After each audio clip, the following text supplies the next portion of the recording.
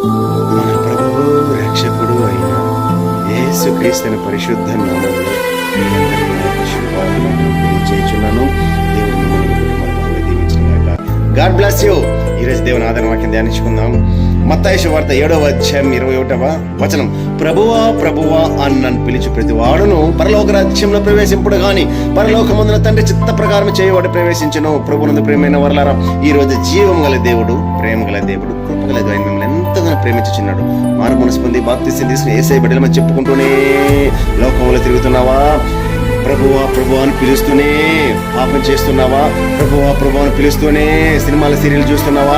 ప్రభువా ప్రభువా అని పిలుస్తూనే అపవాదికి చోటిస్తున్నావా? జాగ్రత్త. ప్రభువా అన్నంత మాత్రం పరలోక రాజ్యం వెళ్ళడు. బైబిల్ పట్టుకున్నంత మాత్రం క్రైస్తవులు అయిపోరు.